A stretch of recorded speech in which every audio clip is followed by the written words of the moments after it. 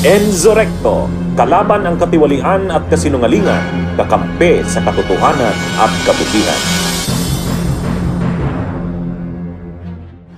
Ganito po kabastos itong mga kumakandidatong senador ni Digong Duterte, itong si Bongo at Philip Salvador. Bakit po mga kabunyog?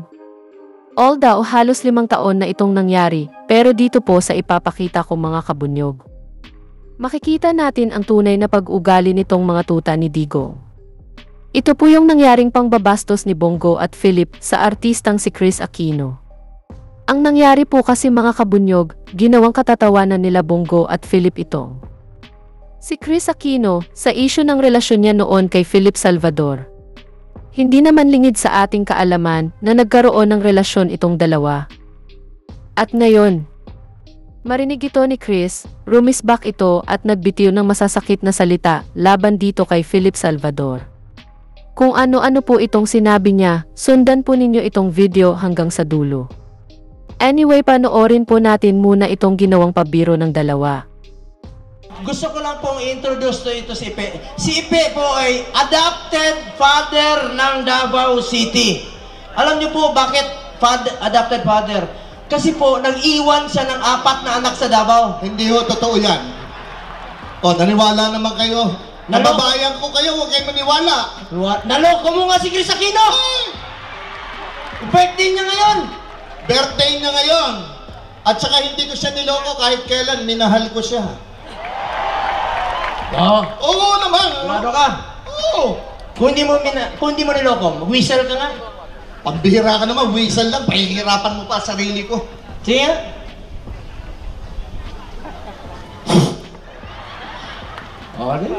Kantahan mo na lang sila. Sinungaling kaya tayo. Gusto niyo ba kumanta ko? Mga kababayan ko! Sa kaisang pelikula nila ni Kris Aquino, kung saan niya nakilala. Tama. Yung nandito ako. Tama. Saan niya nabighani. Di naman. At saan niya naloko si Kris Aquino? Hindi ko niloko si Kris. Kung hindi mo niloko, kantahan mo. Yan mga kabunyog, yan yung biro na ginawa nitong dalawa na kinagalit ni Kris Aquino. Ngayon pakinggan naman natin ang buwelta dito ni Kris. On IG, live on Facebook. Good evening, everybody. This is not something I was looking forward to doing, but unfortunately, before things escalate, bago po lumala ang sitwasyon at bago magamit ako sa politika, minarapat kong magsalita na. Sa bawat pagkakataon, meron talagang mga storya na hindi mo gugustuhin buklatin pa kasi akala mo parte na yan ng nakaraan mo. But unfortunately for me, my past is part of a campaign. So I would like to play for you something that Rappler uploaded, and it was something done actually on my birthday. Please play it. Gusto ko lang pong i-introduce to ito si Ipe. Si Ipe po ay adopted father ng Davao City. Alam niyo po bakit adopted father? Kasi po, nag-iwan siya ng 4 na anak sa Davao. Hindi ho, totoo yan. O, naniwala naman kayo. Nababayan ko kayo, huwag kayo maniwala. Naloko mo nga si Kris Aquino! Birthday niya ngayon! Birthday niya ngayon! At saka hindi ko siya niloko kahit kailan, minahal ko siya. Oo naman! Sigurado ka? Oo! Kung hindi mo niloko, whistle ka nga. Pambihira ka naman, whistle lang, pahihirapan mo pa sarili ko. Sige.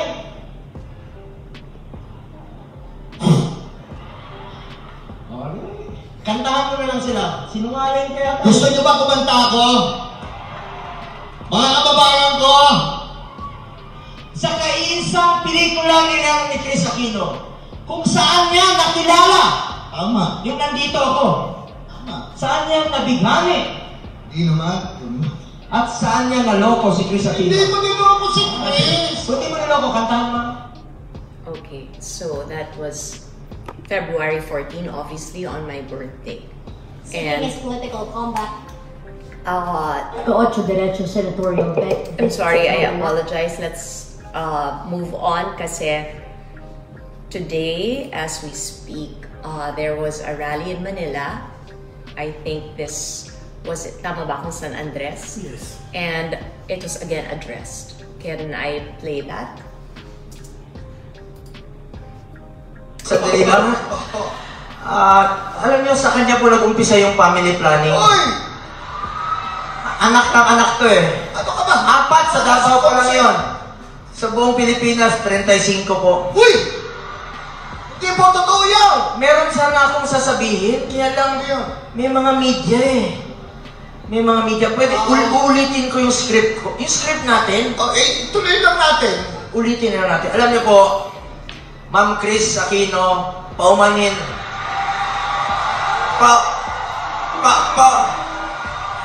Paumanhin po. Kasi ganito, makinig muna kayo. Kami naman ni Epe, alam nyo, alam ko sawa-sawa na po kayo sa politika. Yung puro pangako, puro promises po. Gusto lang po namin kayong pasayahin.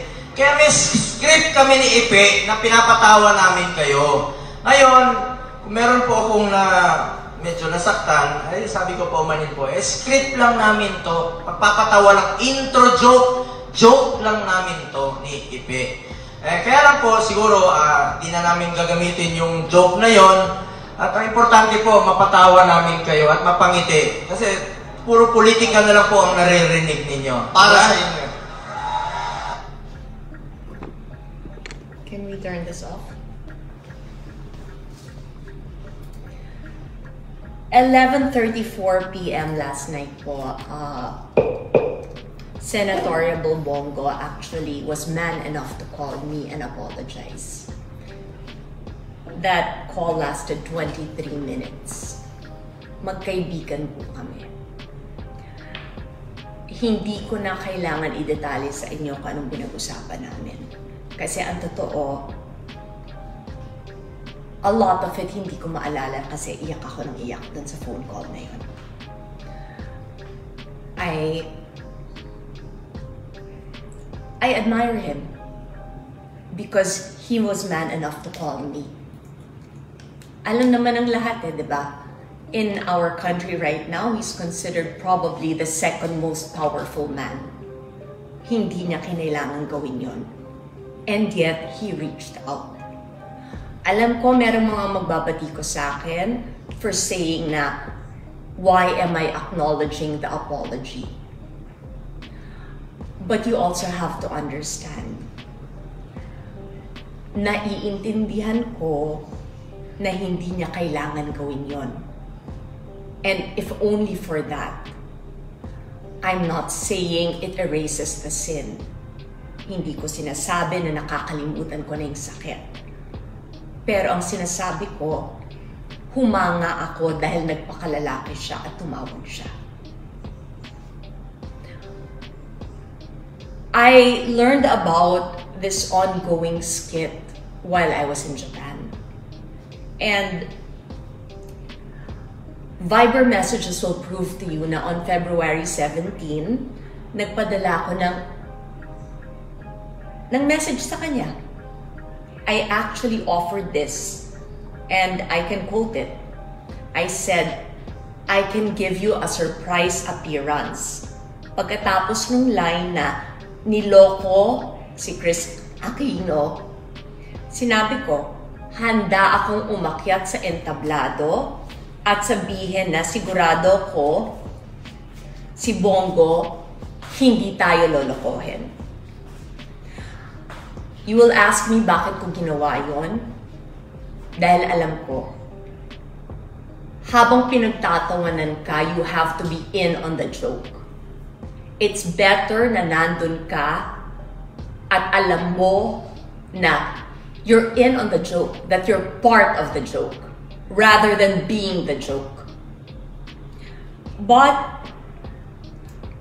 you also know what I've been going through. I don't have to detail that it's been painful. And honestly, I was proud of myself. I did not cry on Friday. I did not even cry nung Tuesday. because I had sons who had to see na yung nanay nila hindi susuko. And ang coping mechanism was decluttering.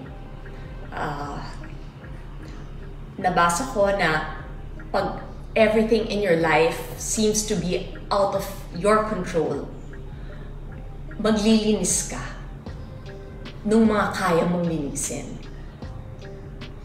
So, malas lang. Nakalagay dun kasi na declutter even your gadgets. So, napanood ulit yung video. And it really hurt. The hurt there comes from being made a joke of. And I am not blaming Bongo. This is on you, Philip Salvador. Tatay ka ni Josh. Ang mali ko kasi is that I let you off easily. Pinuri pa kita. Kasi kinumpare kita sa tatay ni Bim. Dahil ang sinabi ko, buti ka pa, hindi mo kami kinulo. Ang hindi ko nabanggit sa mga tao, 16 years kang walang inabot kahit piso kay Josh. But obviously, sasabihin ng mga tao, hindi mo naman kailangan, Chris, mayaman ka. And that's true. May kaya ako. May nanay ako, may mga kapatid ako, kumikita ako. Pero, sana naisip mo, that line, niloko mo si Chris Aquino. What does that make of your son? Produkto siya ng panloloko. It was very hurtful kasi sinabihan ako ng mom eh. Don't you realize, kay Philip Salvador, you're only a trophy? Uunahan ko na kayong lahat. I was 23 years old when the relationship started. How many times did I hear? Nakaisa si Ipe, siyang nakauna kay Chris. Yes, totoo yun. I was a virgin and I got pregnant. And I left my family. I chose him. And I turned a blind eye. I turned a blind eye to the gambling. I turned a blind eye to the nights na hindi ma-explain kung bakit hindi umuuwi. Alam ko tapos na yung shooting. Sampal din sa mukha ko nung dinetalya ni Rosana Roses yung affair nila habang kami pa mag-asawa. But again, that's my fault. Sumama ko sa isang lalaki na hindi pa annulled. If I am just part of a skit or part of a joke or part of a way to entertain people, what kind of country is this? Again, sasabihin ko, so many reached out to me and said, you can use this. This can be something political. I'm not using this. And I told that to Bongo. I said, you treated me kindly when you did not have to. So I want to end this now. Gusto ko lang sabihin, sana naisip lang ninyo na in the midst of your campaign, there's a 23-year-old boy who is special, who is autistic, who watches you. And I'm directing this message to Philip Salvador. The last time you saw him was 2012 sa dressing room ng ABS-CBN. Yung batang yan, hindi nakakakita ng masama sa mundo. Proud siya eh. Nilapit ka niya kay Bim at pinakilala ka niya. Sinabi niya kay Bim, this is my papa. Tapos, gagawin yung biro. gagawin yung punchline na naloko si Chris Aquino. Nanahimik ako for so long because I thought you were a good man. I equated goodness because hindi mo nga kami ginulo. Pero mali eh. Mali na kinalimutan mo na nga si Josh. That's not a big deal because I've done a good job in raising him. Pero mali na ginagawa mong biro ang anak ko. I do not deserve that. Actually, no, I deserve that. I made the mistake of falling for you. I made the mistake of loving you. You did not love me. Because had you loved me, 20 years after, hindi ako magiging biro sa isang skit, sa bawat entabladong inaakyat mo. Pero sana man lang, yung bata na minahal ka, yung bata na 7 years nang hindi ka nakikita pero nakikita ko. Nakikita ko sa cellphone niya at sa iPad niya. Naka-search ka at pinapanood ka. Sana man lang siya naisip mo. Dahil kadugo mo siya eh. Who cares about Chris Aquino? Yun ang totoo. You don't have to care about me. But you should care about Joshua. Because that child never hurt you. And to this day, that child says, mahal ka niya. I'm sorry that I had to write this down because ayokong kung saan ako mapaligoy-ligoy. I just want to end this by saying, this is nothing political. To Bongo, you did actually more than what Philip Salvador did. You were man enough to give me a call. Tinawagan mo ako. Yung tatay ng anak ko, hindi siya gumawa ng paraan para hanapin man lang. Madali eh. Yung kaibigan mo, na kaibigan ko na rin, Sapbong, alam niya kung saan kami nakatira eh. Hindi mahirap na pinuntahan sana ni Philip Salvador si Josh at niyakap lang sana. Lahat kaya ko eh. At lahat kinakaya ko. But for this instance, kinailangan magsalita ako. That child, he'll always be a child.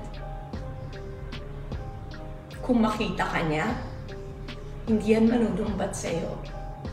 Yayakapin ka niya. But he actually asked me, Mama, alam niya kasi kung anong ibig sabihin ng naloko eh. Tinanong niya ako, Mama, niloko ka? Galit ba tayo? Galit ba tayo kay Dada? Dada tawag niya kay Philip. And I said, Josh, pray na lang tayo. Maayos din to. I will just end this by saying, this is not politics. This was about a child, a special child, a child with autism who did not deserve this. I hope that our country should not be a country where pinagyayabang mo na may 36 kang anak, na may 4 kang anak na iniwan sa Davao. I hope na yung mga babae na mga iniwan o napabayaan, sana makabangon sila. At sana magkaroon sila ng magandang trabaho para hindi mapabayaan ang mga anak nila. And ang pinagdadasal ko talaga, ang totoong mga biktima dito, yung mga bata. Kasi hindi naman nila ginusto na tayo mga maging magulang nila. So sana, yung batang ganong kabait na nagpapakita ng galang sa lahat, na walang ginawa kundi yakapin ang lahat, mag-share, magregalo, lahat ng pangalan na aalala. Inaabot lahat ng meron siya. Kaya nga minsan natatakot ako baka ma-take advantage na. Sana yung mga batang ganon hindi mabago ng ganitong klaseng mundo. I repeat this, Bong, you hurt me, but that's part of life. In time, sinabi ko sa'yo, I will stop grieving. But I hope that you understand. Masakit pa rin kasi ginawa niyong biro ang buhay ko. Ang pinakamasakit, ginawa niyong biro yung buhay ng anak ko. I hope we all learn from this because I've learned. I chose the wrong man to love. And my son is now paying for that. And the only thing I can say is life moves forward. And the only thing I can do is try my best to be the best possible mother for this child. Because he did not deserve to be made a joke of. Maraming salamat po, and this is the first and the last you will ever hear me speaking about this. To all moms, to all parents, and most especially to all children. Hindi lang naman ako ang ganitong sitwasyon. God bless you all. And may God bless us with strength. Kasi sa sitwasyon na ganito, yun ang kailangan natin Maging malakas, matatag, at hindi mawalan ng pag-asa at pananampalataya. Good night. Yan mga kabunyog, narinig po natin itong pahayag ni Kris Aquino laban dito kina Bongo at Philip Salvador. Grabe mga kabunyog, ngayon lang natin nalaman na bukod sa bastos itong si Philip Salvador, ay irresponsable pa pala. Yan ba ang ilalagay natin sa Senado? Isang ama na hindi man lang sumusustento sa kanyang anak. Kung yung anak niya pinabayaan lang niya na parang aso. Ang bayan pa kaya? Hay naku! Kaya mga kabunyog, mag-isip-is po kayo kung sino dapat ang bobotohin. Ekis na itong mga tuta ni Digong. Anyway, dito na lang po ang aking topic. Mabuhay po tayo mga kabunyog. Bunyog, bunyog, halikan na kasama ka. Bunyog, kapag buklod ay may pag-asa. Luzon, Visayas, Mindanao, isa ang pananaw. Sa bagong Pilipinas ang bunyog isisigaw. Bunyog.